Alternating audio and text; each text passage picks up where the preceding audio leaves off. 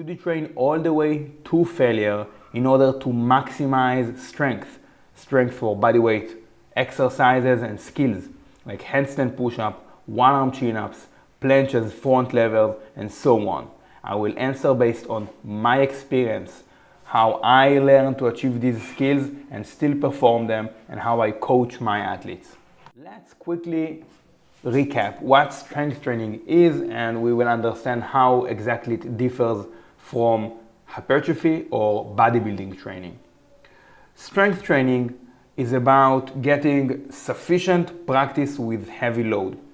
Heavy load meaning close to your maximum, close to your best, close to your 1 rep max, which are easier to calculate if you're doing weighted dips and weighted chin-ups, but I'm also referring to skills, planches, front lever, etc. Short isometric holds, okay? It's true for isometrics as well, close to your best. And we can argue about what percentage exactly, but you get the point. Heavy. Why heavy? Because everything feels different. Technique is different when shit gets heavy.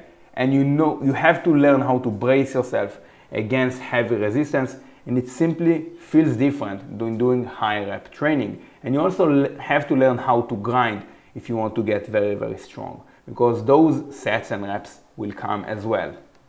And sufficient practice is about frequency, getting a lot of touches, a lot of sessions. How many sessions can I accumulate in a month, in a year?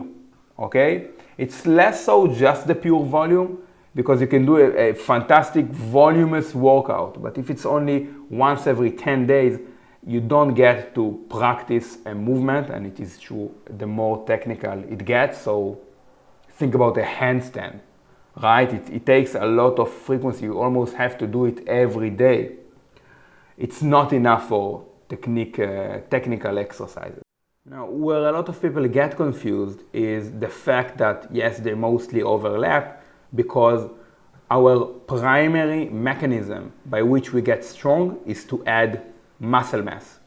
Say you're doing weighted chin-ups, your body, as means of adapting to the resistance, will have to put on muscle mass to hopefully surpass an overload. But it doesn't mean that if we just had the same amount of muscle mass, we'd be just as strong in the weighted pull-ups. Because here comes the practice, the coordination of the movement, the different muscle groups and the different muscle fibers within each muscle groups. How do we tie in everything? And without actually doing the chin-ups, you can add a lot of muscle mass and still be relatively weak and inefficient at them. So the muscle mass will come as a byproduct of training the weighted chin-ups and doing it in a heavy enough manner.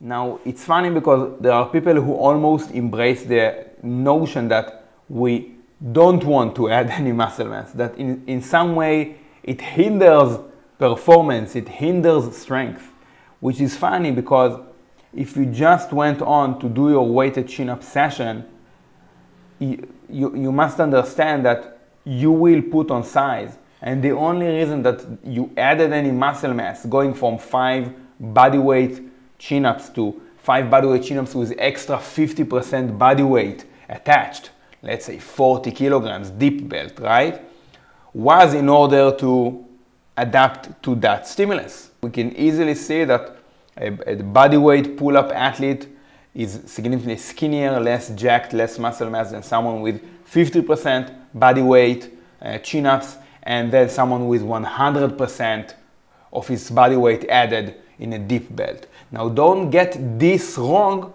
with the fact that some individuals will carry relatively less or more muscle mass doing 100% bodyweight chin-ups or 50% bodyweight chin-ups. So it's highly individual. Within each individual, some will have to put more muscle mass to get that strong, and some will get as strong having to put on less muscle mass. Nonetheless, both of them will add mass, will hypertrophy in the designated muscle groups as a result of training the weighted chin-ups. And that's how strength training should be viewed. Practicing the skill that is relevant for your sport, if it's street lifting, right, muscle ups, chin-ups, dips, Gymnastics is the straight arm exercises. Powerlifting, it's the bench squat deadlift. Okay? And you will gain muscle mass as a byproduct provided you apply the building blocks, right? Nutrition and recover. Now, in regards to how we'd go about practically programming and training, whether that's prioritizing strength or hypertrophy, we have a question here by Naveen Street Workout. Is it better to stay away from failure in exercises which are more complex? And this is a straight continuum of the previous question. The short answer is yes. As you go closer to failure, the fatigue increases. This is true during a set, intra-set, and also in a workout, right? The more sets you do in exercises, the more fatigued you get. And the more fatigue you accumulate throughout the set or the workout, the lower the technique is likely to get, and the less quality work that you'll be able to do. It is also true for force production, but this is beyond the question. And as you get more fatigued and technique is likely to break down, you don't practice the exact skill as desired. Because when we're talking about the skill component, every exercise, strength exercise, has a skill component. Not all of them are as complex. A freestanding handstand push-up is quite complex. You have the balance, coordination, but a weighted push-up is not. It's a fairly stable exercise, right? So there's not too much technique to it. You can go closer to failure without breaking technique so much that you don't get the desired outcome. As you get stronger and more efficient with the movement, you will be able, you will teach your body how to go all the way to failure without breaking technique so much. The failure will come very locally.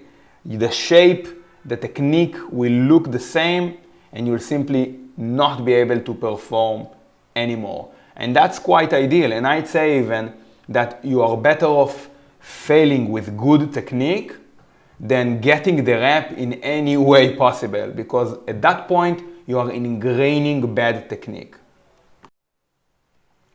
Which leads me to the last question by Fetso Local. Drop sets on every exercise to achieve maximum muscle failure. Now this kind of makes sense, as we said previously, for hypertrophy, because it doesn't matter as much if you won't get the frequent practice with a few 2 or 3 movements that you're really trying to nail down the technique and the efficiency for. You can recover, smash a muscle group, take 5 days to recover, and then hit it again once soreness mostly dissipates. Okay, so if you prioritize hypertrophy, it kind of makes sense. I'd still say that if you feel the need to add a drop set on every exercise and on every set, there's a problem in your original workout and your original level of intensity. The intensity on every set or an average set should be high enough that you don't feel the need or the desire to constantly add drop sets. Okay? And once intensity is high enough, a good general advice would be add a drop set or a few drop sets just at the last 1 or 2 sets of a given muscle group for that workout. So if it's the last chest exercise of the day, then sure, throw in 1 or 2 drop sets if you're training primarily for hypertrophy. If you're training for strength, be slightly reserved enough so you can come back in 2-3 days time and train that movement again. Overall, in a month, half a year, you'll be able to accumulate more sessions, more touches with the movement, which will result in better strength improvements than if you'd go all out, be so that you can't train frequently, having to take more rest days and training the movement infrequently. That's the difference between strength and bodybuilding. If you want to get more information, online coaching and training programs, check the link in the description of the Bodyweight Tribe. It will also support me and this channel to get more videos like this. If you like this video, then like, share, and subscribe, but only if you love the video. See you next time.